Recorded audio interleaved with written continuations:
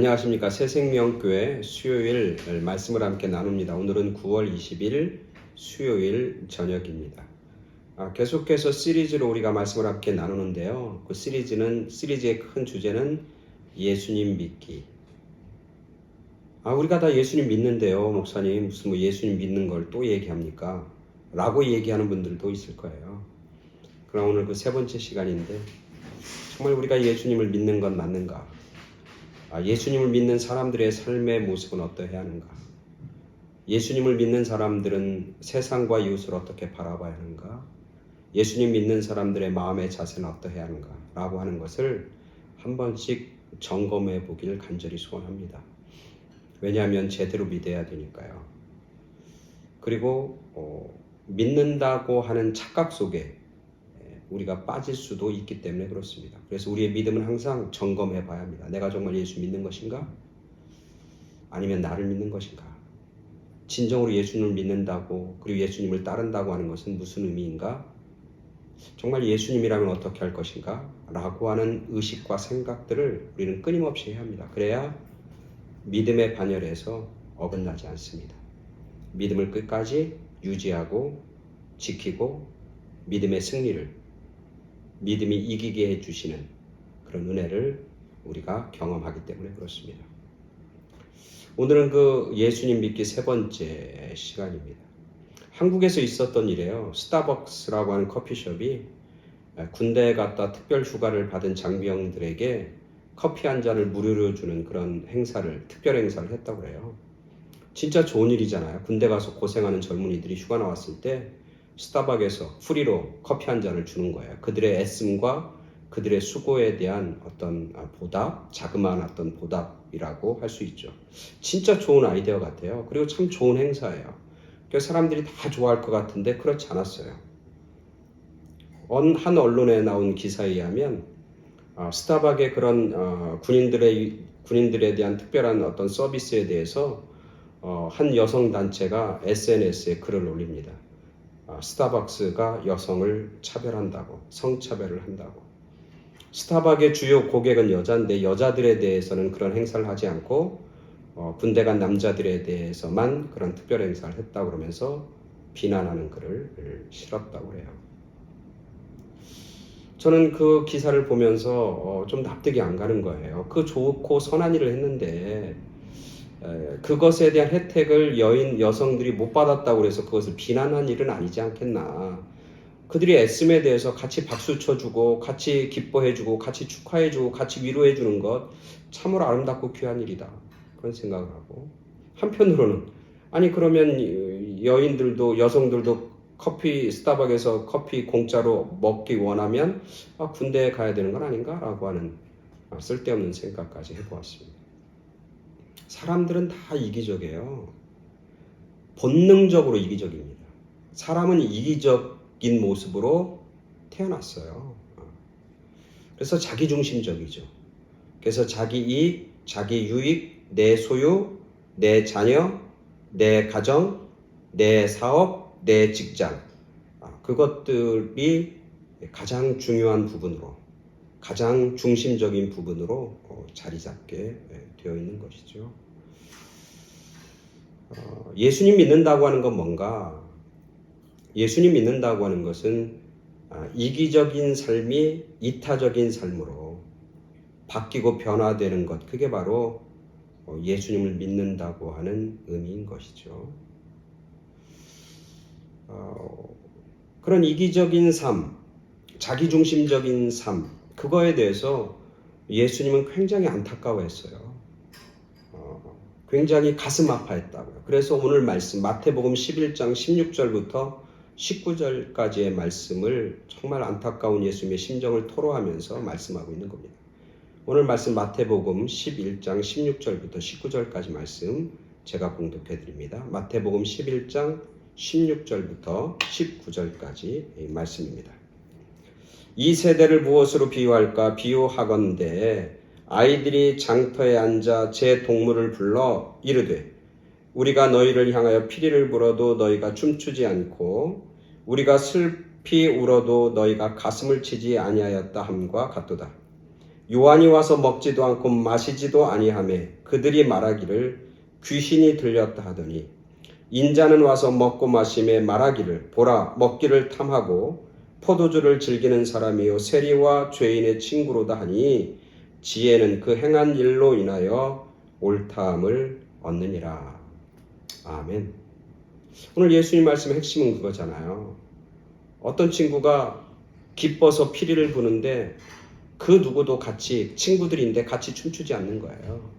어떤 친구가 슬퍼하고 괴로워하고 우는데 동무들 친구들이 같이 그 사람의 친구의 아픔을 느끼면서 가슴을 치지 않는다는 거예요.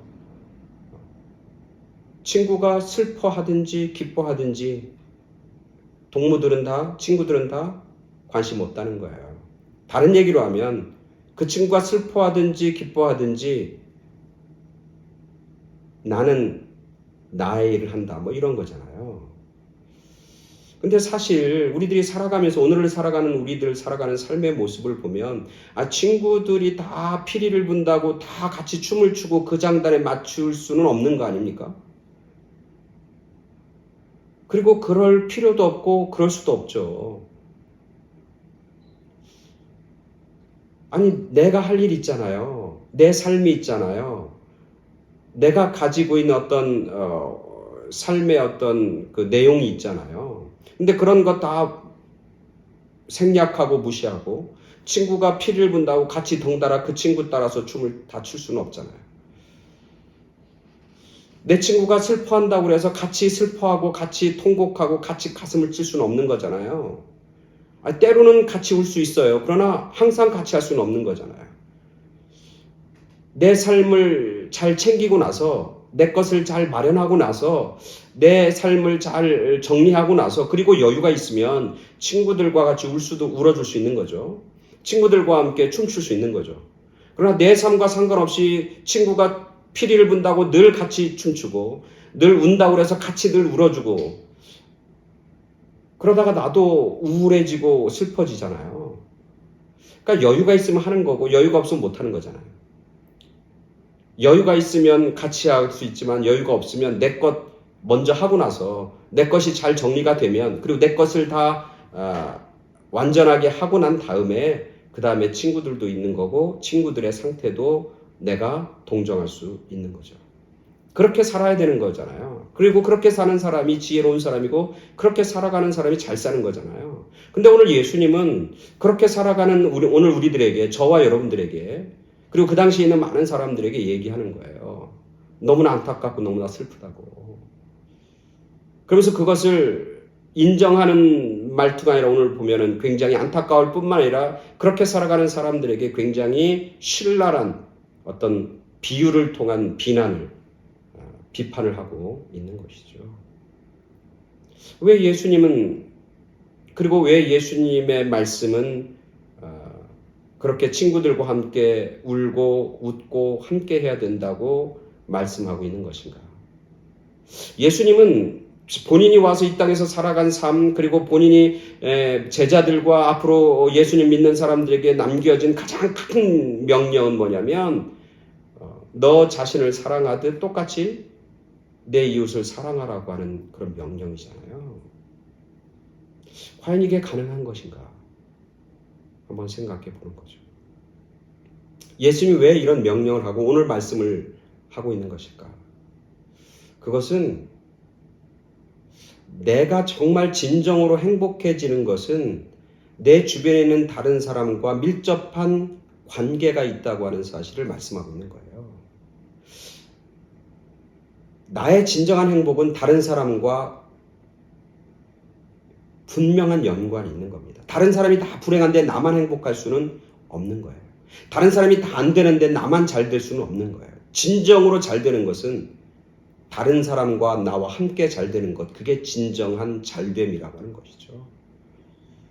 그리고 그 사람이 진짜 의미 있는 삶을 살기 위해서는 정말 그 사람의 삶이 복된 삶으로 나아가기 위해서는 주변에 있는 사람들과 함께 가는 삶이 진정으로 복된 삶이라고 하는 사실을 주님은 우리들에게 가르쳐 주는 거예요. 이기적인 삶의 마지막은 외로움이고 이기적인 삶의 마지막은 슬픔이고 한숨이고 통곡이라고 하는 사실을 가르쳐 주는 거예요. 처음에는 이기적인 삶이 뭔가 내 것을 챙기는 거니까, 내가 뭔가를 많이 갖는 거니까 굉장히 좋은 것 같이 보이지만, 그 이기적인 삶의 결과는 외로움이고 우울함이고, 그리고 결국은 절망이라고 하는 사실. 사람들과 함께 살아가는 게 때로는 힘들고 때로는 어렵고 때로는 그 가운데서 여러 가지 갈등의 요소들이 많이 있지만, 그렇지만 사람들과 함께 살아가고 사람들을 도우고 사람들과 함께 손잡고 사람들의 기쁨과 슬픔을 나누는 그 일이 결국 나중에 보면은 그게 진정한 행복의 길이고, 그 길이 진정으로 의미 있는 삶이고, 그 삶이 복된 삶이라고 하는 사실을 예수님은 이 말씀을 통해서 우리들에게 가르쳐주고 있는 거예요.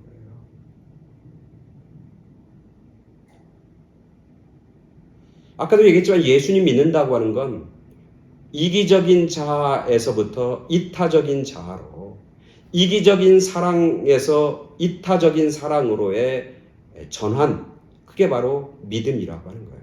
예수님을 믿는다고 하는 사람은 다른 사람의 슬픔, 다른 사람의 기쁨과 함께 할 줄 알아야 되는 거예요. 나를 사랑하듯이 다른 사람에 대해서 사랑의 눈으로 바라보고 사랑으로 그들을 용납해야 하는 것이죠. 예수님의 삶이 그랬잖아요. 예수님은 사람들을 차별하지 않아요. 그 사람이 어떤 사람이든, 그 사람의 신분이 어떤 사람이든, 그 사람의 상태가 무엇이든지 상관하지 않고 그 사람들을 만나고 그 사람과 함께 먹고 그 사람들과 함께 마시면서 그들과 함께 했어요. 그래서 그 자리가 은혜의 자리고 회복의 자리고 치유의 자리이고 새로운 생명을 전해주는 구원의 자리였던 거죠. 예수님 그렇게 올렸어요. 바리새인들이 부르면 바리새인 집에 가서 같이 먹으면서 그들에게 말씀을 나눴고, 세리들이 부르면 세리 집, 죄인이 부르면 죄인의 집, 차별하지 않고 그곳에 가서 그곳에서 하나님의 복음 생명의 말씀을 전했고, 그들과 함께 먹고 마시면서 아름다운 천국의 식탁의 교제를 나누었던 분, 그분이 바로 주님이었어요. 그래서 그들이 예수님과 먹고 마시면서 그들의 삶이 달라졌잖아요. 삭개오의 삶이 달라졌고, 마태의 삶이 달라졌고, 그리고 거기 모인 많은 죄인들의 삶이 달라졌잖아요. 바로 예수님은 그렇게 사셨고, 그리고 예수님을 따르는 사람, 예수 믿는 사람들에게 그렇게 살기를 원하는 거죠. 어느 나라에 임금이 있는데 그 임금이 하는 일은 뭐냐면 매일 아침에 일어나서 거울을 보는 거예요. 거울을 보면서 자기 스스로를 굉장히 대견하게 생각하고 자기 존재에 대해서 굉장히 기뻐하고 자부심이 있는 거예요. 자기 목걸이가 점점 늘어나는 것. 아주 귀중품으로 자기 몸을 치장하고 멋있는 옷을 입고 항상 거울을 보면서 자기 만족에 빠져 있어요. 그리고 어제 새로 구입하고 새로 산 귀중품을 걸치면서 그것에 대한 어떤 만족과 기쁨을 늘 누리며 사는 그런 임금이 있었어요. 근데 백성들로부터는 맨날 비난받는 거예요. 임금이 백성들의 처지를 돌아보지도 않는다고, 임금이 임금으로서의 역할을 못한다고, 그러면서 아주 비난받고 욕 얻어먹는 그런 왕인 거예요. 근데 지혜로운 종 하나가 어느 날 임금이 매일 바라보는 그 거울을 치웠어요. 임금이 어느 날 일어나서 이제 거울을 보려고 딱 봤는데 거울이 없는 거예요. 거울 속에서 늘 자기 자신을 봤는데 이제는 자기 자신을 보지 않고, 이렇게 보니까 거울이 치워준 자리에 뭐가 있냐면 창이 있는 거예요. 거리를 향한 창문이 있는 거예요. 그 창문을 통해서 누구를 보게 되냐면 거리에 있는 백성들의 모습을 보게 됩니다. 거기 보니까 사람들의 삶이 보이는데 너무너무 비참한 거예요.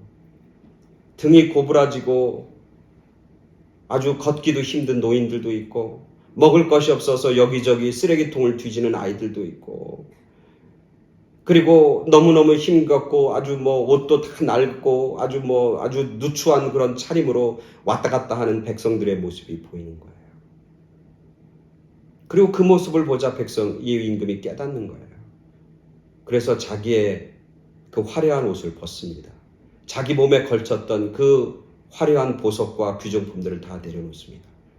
그리고 평범한 차림으로 백성들이 사는 거리로 갑니다. 그리고 그들과 함께 그들의 어려움을 들어주고 그들의 문제가 뭔지 내가 임금으로서 어떻게 해야 되는지 그것들을 깨닫고 그때부터 백성들과 함께 나라를 다스리기 시작합니다.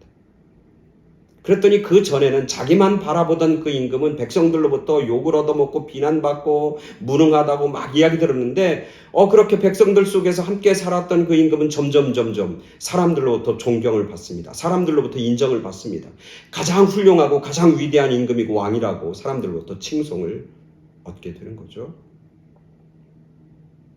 자기만을 바라보고 사는 삶은 화려한 삶 같지만 결국 불행한 삶이고 다른 사람을 보면서 함께 사는 삶은 비록 내가 가지고 있는 것이 사라진다고 하는 그런 안타까움 그리고 그런 그런 어떤 아쉬움 그런 게 있을지 모르지만 결국 그 가운데 살아가는 삶이 진정한 행복이고 진정한 복이라고 하는 사실을 깨닫게 해주는 거죠. 오늘 예수님의 말씀입니다. 오늘 예수님이 마지막에 그런 얘기예요. 세례요한이 와서 안 먹으니까 사람들이 뭐라고 하냐면 세례요한이 안 먹으면서 회개하라고 안타깝게 얘기하는데 그 회개하란 말에 관심도 없고 그리고 세례요한을 뭐라고 하냐면 저 사람 귀신 들려서 귀들 그렇게 얘기하는 거야. 예수님은 와서 사람들하고 먹고 마시고 그리고 같이 식탁의 규제를 나누니까 예수님이 그들을 사랑하고 그들을 포용하고 그들을 용납하고 그들과 함께 살아간다고 그렇게 칭찬하기는커녕 뭐라고 하냐면 저 사람은 먹는 걸 탐하고 마시기를 탐하는 사람이라고 그렇게 예수님에 대해서 비아냥거리고 손가락질한다는 거예요. 이래도 저래도 따라오지 않고 자기 것 잃을까 봐 자기 것 꼭 붙잡고 살아가는 그런 많은 사람들에 대한 예수님의 안타까움과 신랄한 비난이죠. 그러면서 예수님이 이런 얘기예요. 마지막에 그럽니다. 지혜 있는 사람은 정말 하나님의 지혜는 그 행한 일로 인하여 옳다함을 얻느니라. 그 지혜는 그가 살아온 삶은 그 행한 일, 그가 어떤 일을 했는지, 그가 누구와 함께 했는지를 따라서 결국 평가를 받게 된다. 어떤 사본에는 여기 행한 일이라고 하는데 그 지혜로운 사람은 그 행한 일이라고 표현하는데 다른 번역 사본에 보면 뭐라고 되냐면 그 자녀들로 인하여 옳다함을 얻게 된다. 이런 얘기였어요. 그것도 의미가 있죠. 내가 정말 다른 사람을 위해서 봉사하고 섬기고 사랑하는 삶을 사는 그 삶이 결국 누구에게 영향을 미치면 우리의 후손과 우리의 자손들에게까지 후대에게까지 영향을 미친다는 거예요. 그래서 옳다고 참 귀한 삶이라고 그렇게 인정받고 칭찬받는 그런 인생과 그런 가문과 그런 자손들이 된다는 거예요. 이게 정말 행복하고 복된 인생 아닙니까? 오늘 우리들이 살아가면서 이 세상은 정말 지극히 이기적이고 극단적 개인주의 속에 살아갑니다. 그게 잘 사는 것 같고 지혜로운 삶 같아요. 근데 오늘 예수님은 그 삶을 인정하지 않습니다. 다른 사람의 어려움을 돌볼 수 있는 컴패션, 동정의 마음, 다른 사람의 기쁨을 진정으로 함께 기뻐할 수 있는 그 마음, 그것이 귀하고 그 삶이 결국 옳다함을 받는 삶, 하나님 앞에 인정받는 삶, 그리고 그 삶이 복된 삶, 그 삶이 자손들에게까지 좋은 영향력을 미치는 그런 귀하고 거룩한 삶이라고 하는 사실을 오늘 말씀하고 있는 거죠. 그게 바로 예수님을 믿는 사람들의 삶의 모습인 거죠. 우리가 예수 믿는다면 이타적인 삶, 나를 사랑하듯이 내 것을 사랑하듯이 다른 사람도 사랑하고 귀하게 여기는 그런 믿음의 길, 복된 길, 의미 있고 거룩한 길을 걸어가는 그런 저와 여러분 모두가 되길 간절히 축원합니다. 아멘.